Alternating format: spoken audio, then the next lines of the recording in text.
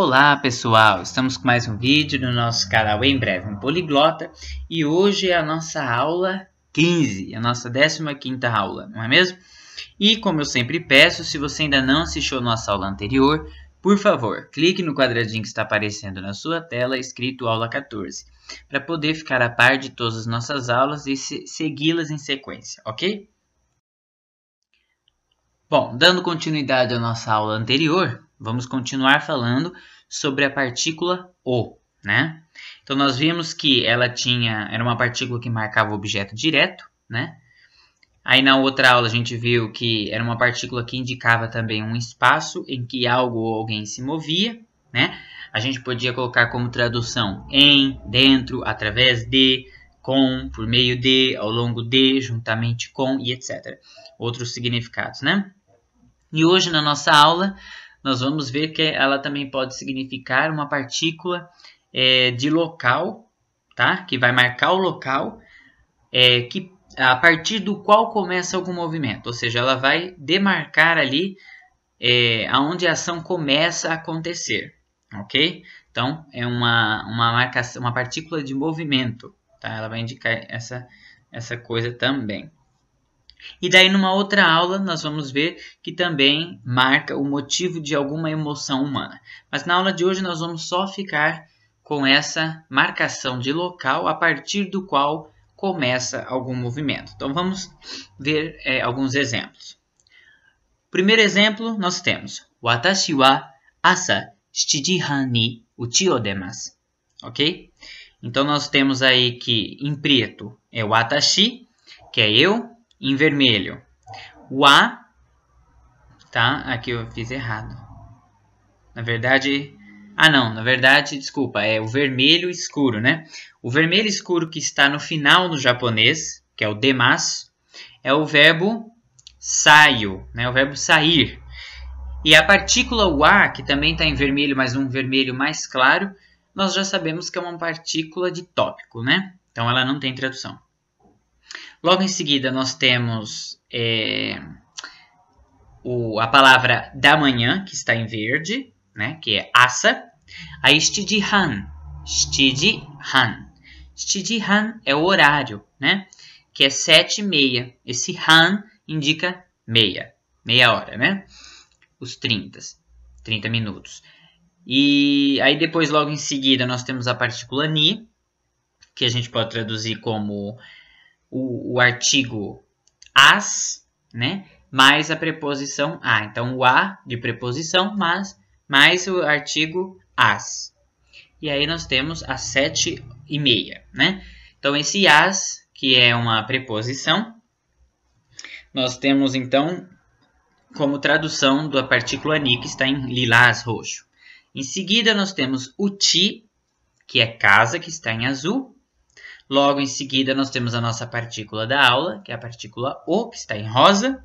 E como eu já disse, o vermelho escuro, que é o demasu, que é o verbo sair. Então, eu saio de casa às 7:30 da manhã. Watashi wa asa 7 ji han ni uchi o demasu. Ok? Então, o que temos nessa frase?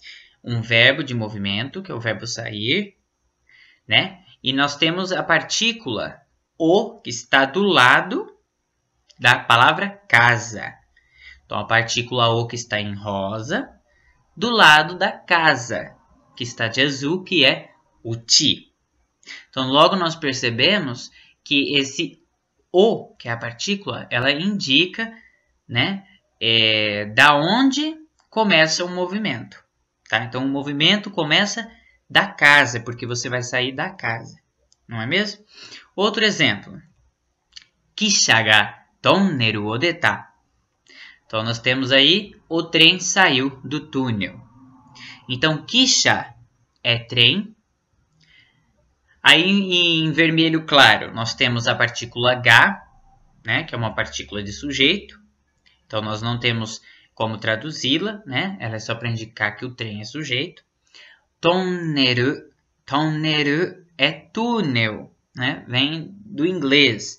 Então, tonneru é túnel. Está de azul. A partícula o, que é a partícula de estudo da aula de hoje, que está em rosa. E aí o verbo de novo, que é o verbo sair, só que no passado. Deta.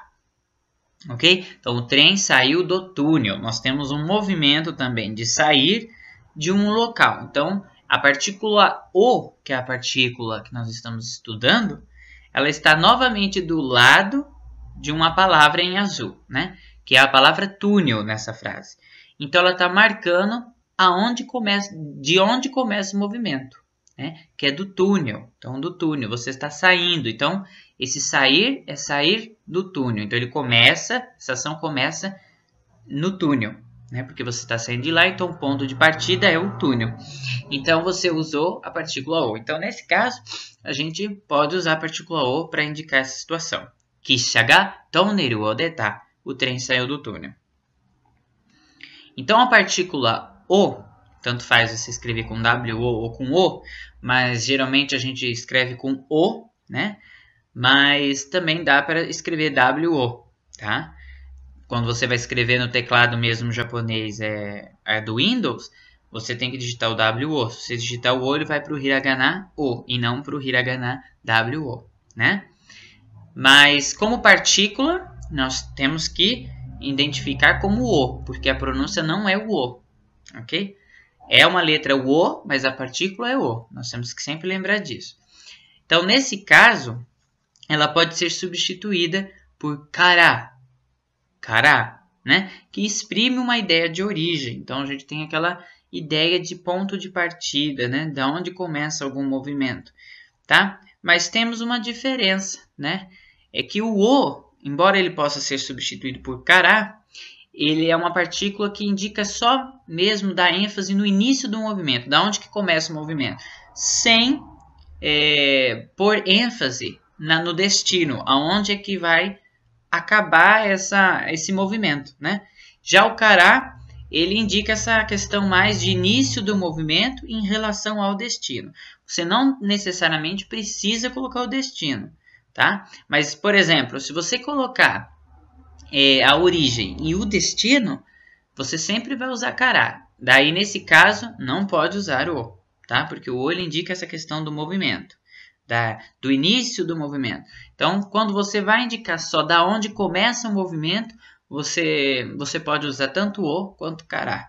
A partir do momento que você quer indicar tanto a origem quanto o destino, aí você usa kara e não pode usar o, ok? Mas essa questão do kara a gente vai ver bem mais para frente, um pouco sobre isso um pouco mais aprofundado, porque o kara ele tem diversas traduções como a partícula o, de várias formas que pode ser usado, com vários significados. Então a gente tem que se aprofundar mais para entender melhor, ok? Bom, então vamos ler a frase novamente. Eu saio de casa às 7:30 da manhã. Watashi wa asa 7 han ni uchi o demasu, né? Que significa eu, que significa não, vamos ver literalmente. Watashi wa, eu, asa, de manhã, né, que é na parte da manhã ou de manhã, 7 han,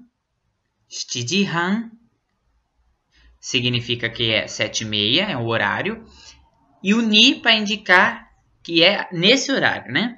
Aí vem uchi o demasu, ou seja, a casa, né? E o que eu faço de movimento com relação a essa casa, ou seja, a ação que eu faço é de sair.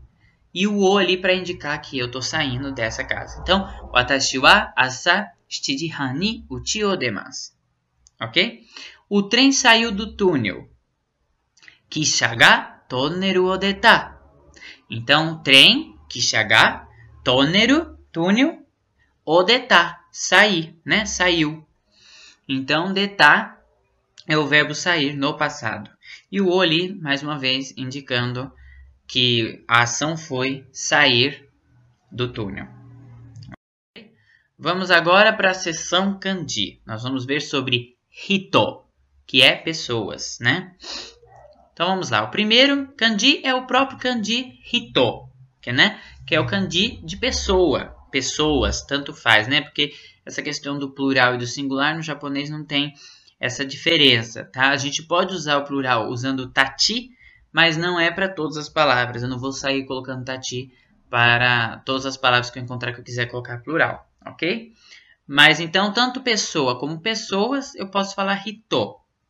Mas eu também posso falar hitobito, por exemplo, que são várias pessoas, pode ser multidão também, e assim vai. Então, na leitura onyomi, nós temos jin, nin. Na leitura kunyomi, nós temos hito. Nós temos também, quando tem alguma palavra antes, aí esse kanji ele vai ter uma pronúncia ri ou to, tá? Vai depender da palavra. E ele, na questão de frequência, ele está na frequência 5 de 2500 de kanji que aparece nos jornais, nas revistas, tá? Então, de 2500 kanjis que aparecem ali, ele é o 5º mais frequentemente utilizado, ok?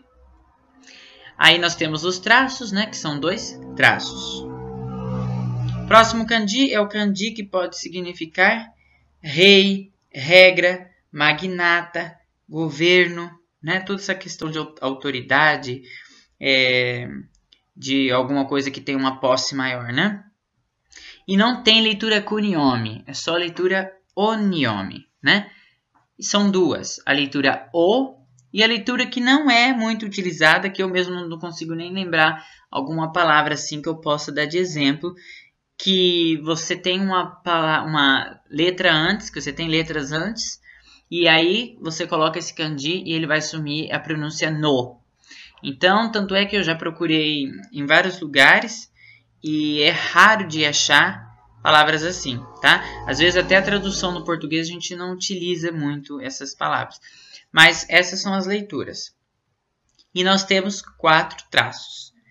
E ele assume, né, a posição de 684 dos 2500 kanjis que aparecem nos jornais e nas revistas. O próximo kanji é o kanji de criança, né, um kanji bastante frequente também. Ele assume a posição 72 de 2500 que aparece nas revistas. E a leitura onyomi dele é shi, su e tsu. E a leitura kunyomi é ko e ne. Ko, ne. E ele tem 3 traços. Ok? Próximo kanji é o kanji de pessoa, não, de homem, né? Kanji de homem. Ele assume a posição de frequência de 240 desses 2500 kanjis das revistas e dos jornais. Tá? Leitura onyomi é a leitura dan e a leitura nan. E a leitura kunyomi é a leitura otoko e o, só o. Ok? E ele possui 3 traços aí que eu estou mostrando e mais os 4 traços embaixo. Ok? Então, no total, são 7 traços.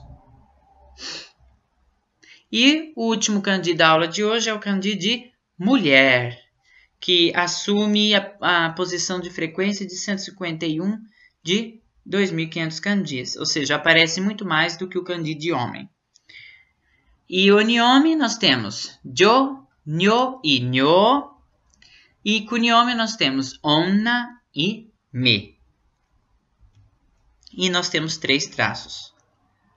Ok? Bom, espero que vocês tenham gostado da nossa aula e por hoje é só. Se você ainda não se inscreveu no nosso canal, por favor, clique no quadradinho que está aparecendo na sua tela, escrito se inscreva ou inscreva-se, né? E fique a par de todas as nossas aulas, de todos os nossos vídeos conforme vão sendo publicados.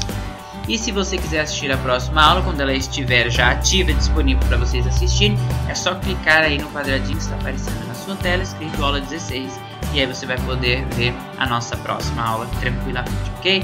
Um abraço, Deus abençoe e tchau, tchau!